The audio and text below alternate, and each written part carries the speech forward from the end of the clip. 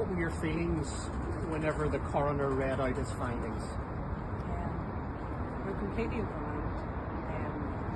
This has been a long process. The boys are dead 33 years next week, and it has been the entirety of my life that this process has been ongoing. We're tired, but it's hard to say you're delighted at a finding over your family member's death. We're overwhelmed and we're delighted with the result, but we're also very aware at a huge expense to us as families. Finding in respect to the falsehoods he said that have been perpetuated by state agencies from the time of the incident. I mean, we knew then, but for it to be confirmed in the court is huge, it's so monumental. It makes a big difference to how we feel about it.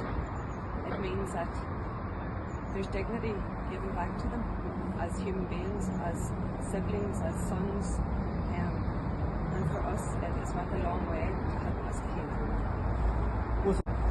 Was it always the belief of the families that the four could have been arrested? Yeah, absolutely. I mean, I don't know if 514 bullets are ever warranted, especially if you're saying that there potentially could have been an arrest. You don't go from an arrest situation to 514 bullets. You've clearly sat through a lot of inquests of this nature.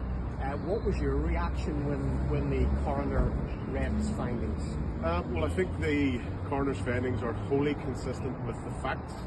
There were many months of hearings of evidence. There were thousands of pages of disclosure, and the coroner has quite skillfully and exhaustively summarised the facts.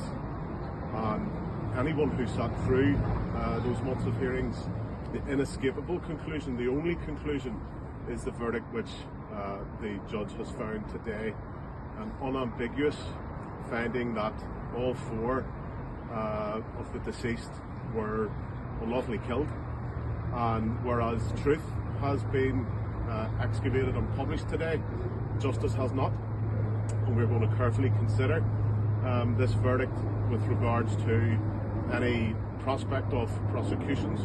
I think it's also correct to observe today that today's verdict is the reason that the Tory government brought in the Legacy Act.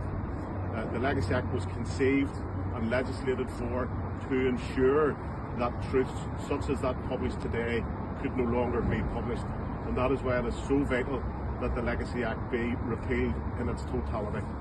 You touched on it there, and I was going to ask what you now make of the original decision that none of the soldiers should be prosecuted. Well, I think today's verdict also excavated and ridiculed the lies that were told from the very hours after these murders. Press statements that were issued in the early hours of the morning, very deliberately published lies. Those lies have been confounded and corrected today, and the vilification that these families have had to tolerate in the 33 years since can now be lifted from them. As I say, it's a very detailed verdict. We haven't seen the black letter of the page. We were only listening in court, as you were, and we look forward to receiving the judgment to consider it in its totality.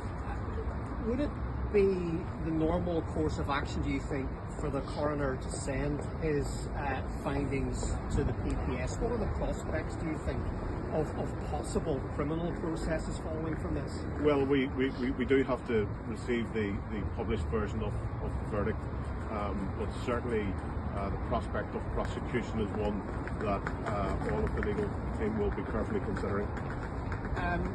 What did you make, I'm thinking, what did you